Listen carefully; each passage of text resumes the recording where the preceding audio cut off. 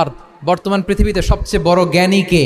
তো মুসা আলাইহিস সালাম বলে ফেললেন, আমি সবচেয়ে বড় জ্ঞানী। এটা ভুল বলেন নাই, কারণ যাকে আল্লাহ তাআলা ওহির জ্ঞানে ধন্য করেন তিনিই তো সবচেয়ে বড় জ্ঞানী। তো আল্লাহ তাআলা এই রেসপন্সটা, এই আনসারটা পছন্দ করেন না। আল্লাহ তাআলা চাচ্ছিলেন মুসা আলাইহিস সালাম যদি বলতো যে আল্লাহই ভালো জানে বা আল্লাহু আ'লাম, আল্লাহই সবচেয়ে জ্ঞানী, এটা আল্লাহ পছন্দ করতেন।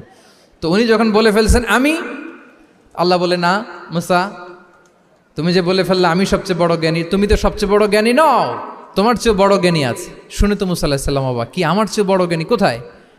আল্লাহ বললেন, ইযহাব ইলা মাজমাইল বাহরাইন, দুই সাগরের মিলনস্থলে যাও, ওখানে আমার এক বান্দা আছে ইসমুহু খদির। ওই খদির, যারে আমরা বাংলায় খিজির বলি আর কি, এই খিজির তোমার চেয়েও জ্ঞানী। আল্লাহু আকবার। আপনারা সূরা কাহাফের তাফসীর পড়লে জানতে পারবেন। গেলেন, নৌকার মধ্যে বসা, হঠাৎ একটা চড়ুই পাখি এসে সাগরের পানি খাচ্ছে। অনেক, to make the long story short, বড় স্টোরিকে আমি ছোট করে বলছি। দুইজন নৌকায় বসা, একটা চড়ুই পাখি এসে সাগরের পানি খায়। তো খিজির আলাইহিস সালাম বললেন, মুসা, চড়ুই পাখিটা দেখতে পাচ্ছ? মুসা আলাইহিস সালাম বললেন, হ্যাঁ দেখতে পাচ্ছি। চড়ুই পাখি যে পানি খেলো এইমাত্র, এটা দেখেছো? হ্যাঁ দেখেছি। পানি খাওয়ার কারণে চড়ুই পাখির চঞ্চুতে, মানে ঠোঁটে যে একটু সাগরের ছিটে ফোটা পানি লেগেছে, দেখেছো? মুসা আলাইহিস সালাম বললেন, হ্যাঁ দেখেছি। তো খিজির আলাইহিস সালাম বললেন, এই যে সাগর থেকে, মহাসাগর থেকে পানি খাওয়ার কারণে চড়ুই পাখির ঠোঁটে সামান্য সাগরের ছিটে ফোটা পানি যতটুকু ঠোঁটে লেগে আছে, এটা হচ্ছে তোমার, আমার আর মহাবিশ্বে আমরা যারা আছি সবার জ্ঞান।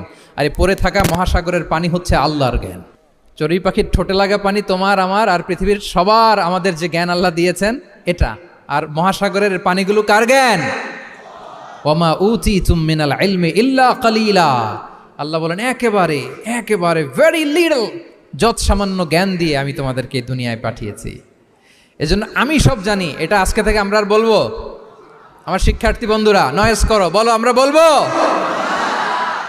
আল্লাহু আ'লাম। আল্লাহ ভালো জানেন।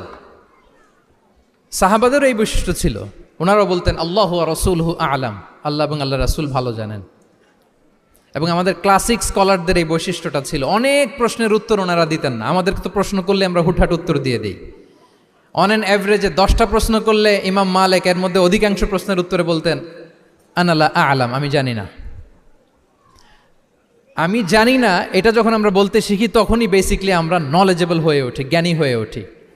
তাহলে জ্ঞানার্জনের জন্য অপরিহার্য কয়টা বিষয় বলেছিলাম? মনে আছে না? ঘটনা শুনতে শুনতে কয়টা মোট? 1 নম্বরে বিনয়। আমরা বিনয়ী হব। আওয়াজ করে বলি, আমরা কি হব? আমরা বিনয়ী হব। এই যে আমরা কোরআন হেফজ